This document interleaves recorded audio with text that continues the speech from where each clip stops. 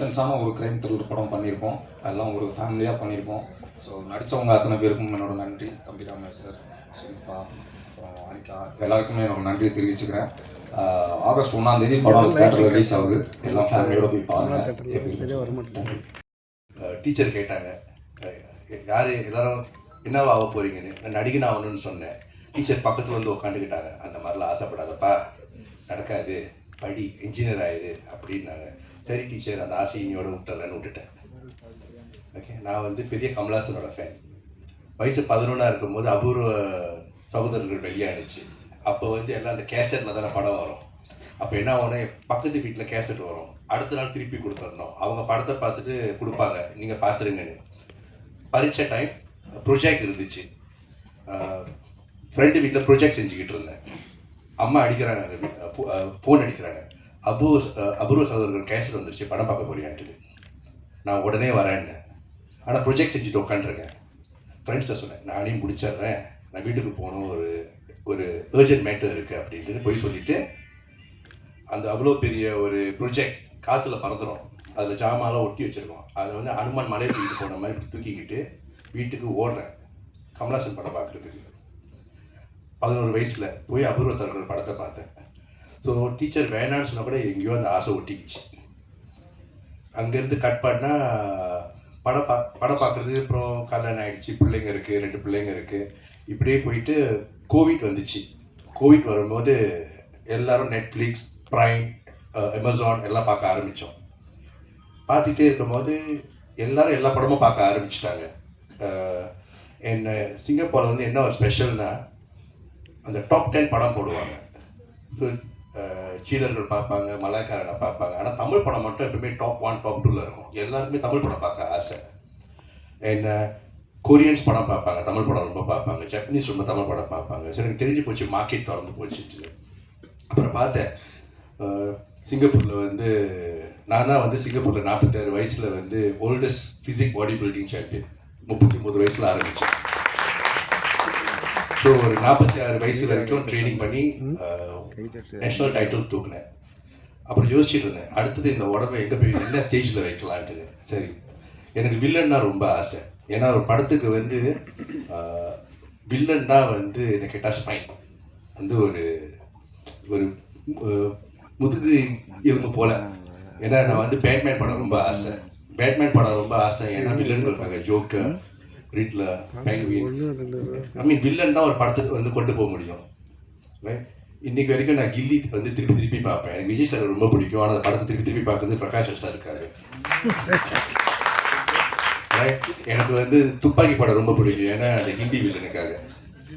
Right, இப்போ தனி ஒருவன் படம் திருப்பி பார்க்குறது வந்து அரவிந்த் சாமி சாருக்காக தான்.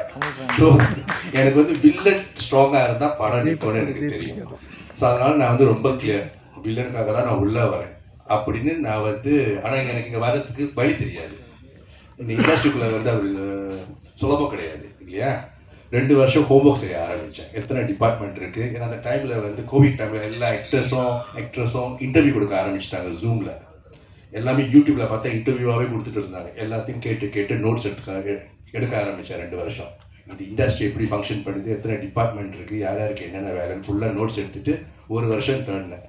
அப்போ தான் அஷ்ரஃப் சார் வந்தார். ஓகே, அதுக்கு நடுவில் நிறைய பேர் ஏமாத்துறதுக்கு வந்தாங்க. சார் படம் நம்ம 1 கோடியில் எடுத்துடலாம் சார், 1.5 கோடியில் எடுத்துடலாம் சார், நீங்கள் 1 கோடி போடுங்க, உங்களுக்கு 50% ஷேர் சார், படம் ஹிட் ஆகிடும் சார். எல்லாரும் வருஷம் கழிட்டு வந்தாங்க ஏமாத்துறதுக்கு. அவங்க எல்லாரையும் தேடி பொறுக்கி போட்டு கடைசியில் அஷ்ரஃப் கிட்ட வந்து சொன்னேன். அங்கேருந்து படம் எடுத்து 2 வருஷம் நிறைய கஷ்டங்களுக்கு நடுவில் செஞ்சோம். ஏன்னா எனக்கு வந்து சிங்கப்பூரில் வந்து பிஸ்னஸ் இருக்குது, 2 பிள்ளைங்க இருக்காங்க, சேல்ஸ் இருக்குது, ஒரு ஃபுட்பால் அகாடமி நடத்துகிறேன், கோச்சிங் கம்பெனி நடத்துகிறேன். நான் வந்து ஒரு ஆத்தர், நான் வந்து ஒரு இன்டர்நேஷ்னல் ஸ்பீக்கர், வெளியூருக்கெலாம் போய் பேசிட்டு வருவேன். இந்த கேப்புக்கு நடுவில் அந்த பேஷனை செஞ்சு எனக்கு வந்து ரொம்ப சிம்பிள். படம் வந்து ஒரு நார்மல் படம் எடுத்தாலே வந்து 5 கோடி ஆகும் சார், 6 கோடி ஆகும் சார் சொல்லுவாங்க. நான் சொன்னேன் அதெல்லாம் இல்லை, நல்லா கரெக்டாக பிளான் பண்ணால் வந்து அதை பாதியில் கூட நல்ல படம் எடுக்கலாம். எனக்கு நல்ல படம் கொடுக்கணும். ஏன்னா நம்மளாம் அவ்வளோ கஷ்டப்பட்டு வீட்டுக்கு போனால் நமக்கு வந்து என்டர்டெயின்மெண்ட்டே படம் தான். ஸோ எனக்கு வந்து நல்ல படம் கொடுக்கணும். நான் ப்ரொடக்ஷன் கம்பெனி ஆரம்பிச்சது எங்களோட தாத்தாவோட பேரில். எனக்கு வந்து படம் நல்ல படம் கொடுக்கணும். இந்த படத்தில் கூட நான் ரொம்ப கிளியர், என் ப்ரொடக்ஷன் கம்பெனியில் 2 விஷயம் ஒன்று நடக்கணும். ஆபாச காட்சிகள் இருக்கக்கூடாது, லேடிஸ்க்கு ரெஸ்பெக்ட் கொடுத்து தான் எடுக்கணும். தேவைப்படாமல் வந்து ஒரு லேடியை வந்து ஆபாசமாக காட்டுறது எனக்கு பிடிக்காது. ஃபேமிலியாக படத்துக்கு வரணும். ஒரு பிள்ளையோட கண்ணை மூடிட்டு படத்தை பார்க்க சொல்லக்கூடாது. சில படத்துக்குலாம் போனால் பிள்ளையோட கண்ணை முடிக்குவாங்க. அந்த மாதிரி இருக்கக்கூடாது. என்டர்டெயின்மெண்ட்டாக இருக்கணும். அது வந்து ஒரு தியேட்ரிக்கல் எக்ஸ்பீரியன்ஸாக இருக்கணும். ஸோ நான் அஷ்ரப் கூட உட்காரும்போது கதை கேட்கும்போது நேராக சொன்னேன், எனக்கு கதை நல்லா இருக்குது, இதோட டீசர் என்ன, ட்ரெய்லர் என்ன, நான் அப்படி தான் வந்து படத்தை கேட்பேன். டீசர் என்ன, ட்ரெய்லர் என்ன, அதோட கட் எனக்கு தெரியணும். அதுக்கப்புறம் ஷார்ட் ஃபிலிம் எடுப்போம். உங்களுக்கு அந்த 20 நிமிஷம் எப்படி எடுக்கிறீங்க நான் பார்த்துறேன். அப்புறம் 2 மணி நேரத்துக்கான ஆப்பர்ச்சுனிட்டி நான் கொடுத்துட்றேன். ஸோ அப்படி தான் இந்த படம் வந்திருக்கு. படம் வந்து ஒரு முக்கியமான ஒரு சோஷியல் மெசேஜை க்ரைம் த்ரில்லர் ஜான்ராவில் சொல்ல முடியும்னு எடுத்த முதல் அட்டம். இந்த மாதிரி யாரும் எடுத்தது கிடையாது எனக்கு தெரிஞ்சு. ஏன்னா நான் ரொம்ப படம் பார்ப்பேன், தெலுங்கு, கன்னடா, மலையாளம், கொரியன், ஜப்பனீஸ், கேளுங்க நான் சொல்லுவேன் படத்தை பற்றி. ஸோ நிறைய ஹோம்ஒர்க் பண்ணிட்டு வருவேன். ஸோ அதனால் எனக்கு நல்லா தெரியும் என்னென்ன எங்கெங்கே போனால் எந்தெந்த ஊரில் என்னென்ன படம் ஓடுன்னு எனக்கு தெரியும். ஸோ இந்த படம் வந்து சம்திங் டிஃப்ரெண்ட். எனக்கு வந்து யோசிக்கும் போது ஒரு இன்டர்நேஷ்னல் மார்க்கெட்டுக்கு என்ன கொடுக்கணும், அதை வந்து எப்படி எக்ஸிக்யூட் பண்ணணும், என்ன மாதிரி டீம் இருக்கணும், அந்த மாதிரி.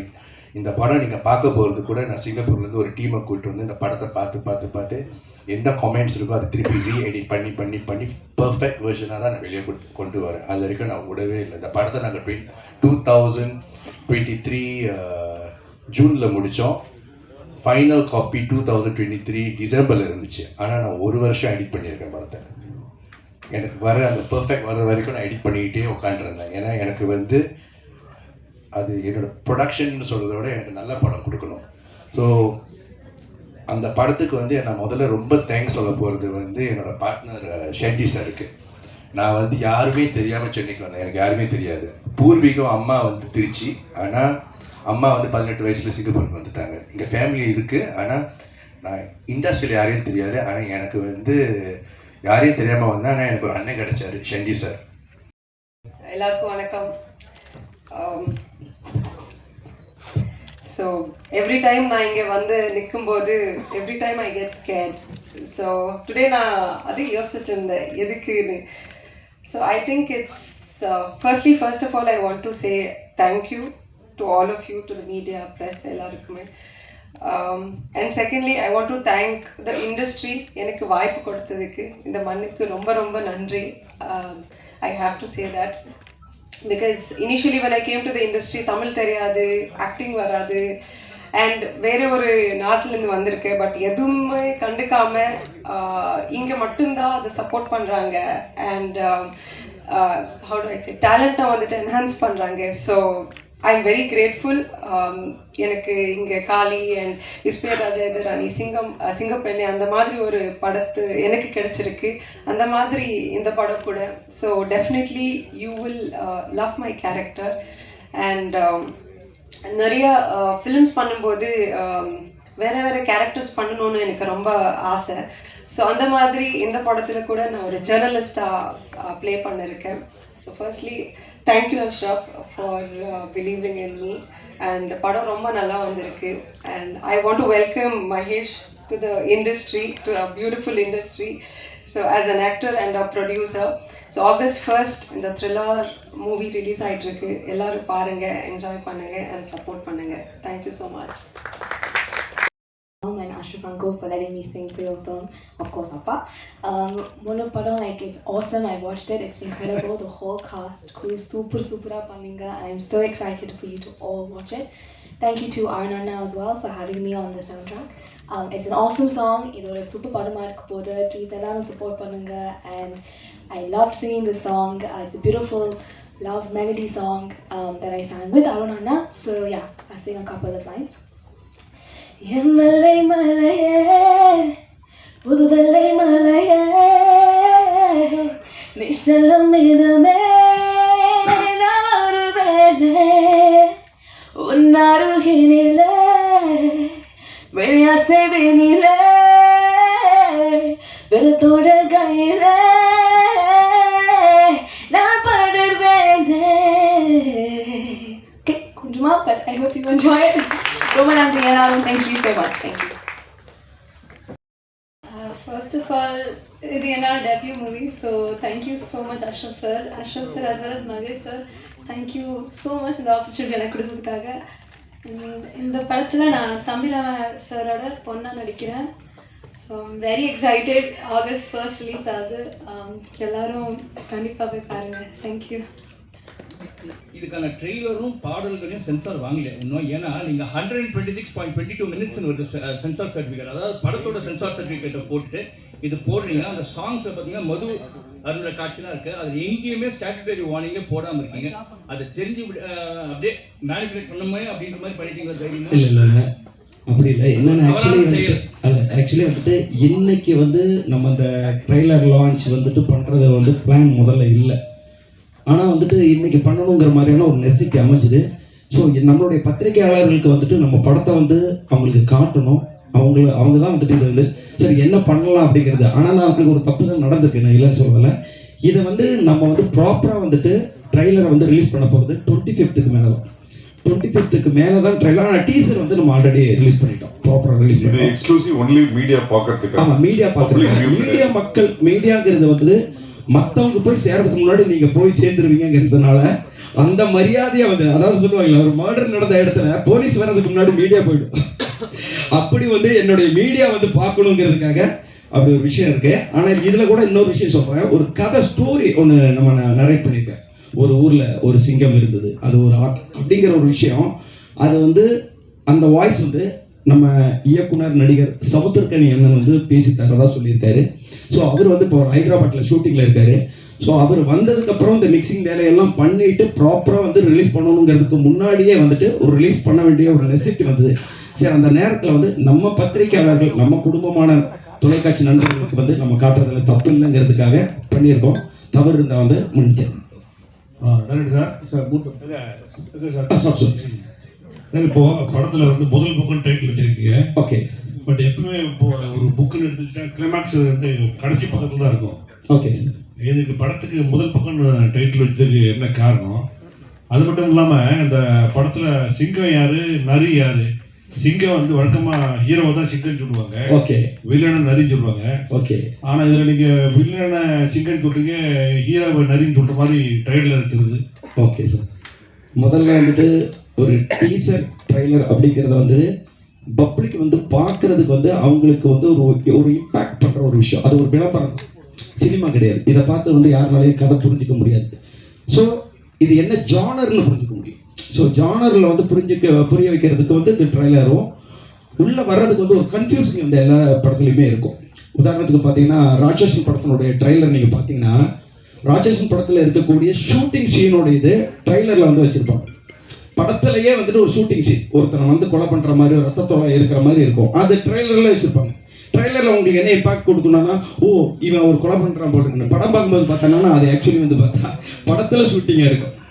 ஸோ அது மாதிரி இந்த நரேஷன் வந்து ஒவ்வொருத்தருக்கும் ஒவ்வொரு இம்பாக்ட் கொடுக்கும். இப்போ நீங்கள் சொன்ன மாதிரி யார் ஹீரோ, யார் சிங்கம், யார் நரி, ஒரு குழப்பம் இருக்கா? இந்த குழப்பம் வேணும், அதுக்காக பண்ணியிருக்கிறது. நீங்கள் படம் பார்க்கும்போது யார் சிங்கம் யார் நரின்னு உங்களுக்கு தெரிஞ்சிடும். சார் அதே தான் சிங்கம் நிறைய 2 கேரக்டரும் நீங்கள் தான் நடிச்சிருக்கீங்களா? எங்கிட்ட கேட்குறீங்களா? அதாவது சொல்கிறார் இல்லையா, சிங்கம் நரி, இந்த 2 கேரக்டரும் நீங்கள் தான் பண்ணிருக்கீங்களா? இல்லை, அந்த மேட்ரு நான் இப்போ ட்ரெய்லரில் பார்த்தா தெரிஞ்சுக்கிட்டேன். படத்தில் நீங்கள் அதுக்கும் அது டேரக்டரோட சாய்ஸ் தான். மைக்கு தயார் பண்ணோம் சார். ஆக்சுவலி நம்ம ஹீரோட்ட வந்து கதை சொல்லுவோம், படத்தோடைய கதை சொல்லுவோம். ஹீரோட்ட வந்து ட்ரெய்லர் சொல்ல மாட்டோம். அவரே வந்து இப்போ தான் ட்ரெய்லர் பார்த்துருக்காரு. யாருக்கு மைக் கொடுக்கணும்? அந்த கேரக்டருக்கு நீங்கள் தான் பண்ணணும் அப்படின்னு சொல்லி அவர் தான் சொல்கிறாரு. நம்ம கலர்ஃபுல்லாக பண்ணுறதுக்கு நம்ம ரெடி தான், பார்ப்போம். எல்லாருக்கும் வணக்கம், நான் தான் மனஸ்வி. ஃப்ளாஷ் டிவிக்கு லைக் பண்ணுங்கள், ஷேர் பண்ணுங்கள், சப்ஸ்கிரைப் பண்ணுங்கள், கமெண்ட் பண்ணுங்கள், மறக்காமல் அந்த பெல் ஐக்கானையும் கிளிக் பண்ணிடுங்க. அப்போ தான் உங்களுக்கு நோட்டிஃபிகேஷன்ஸ்லாம் வரும். Thank you all, bye bye.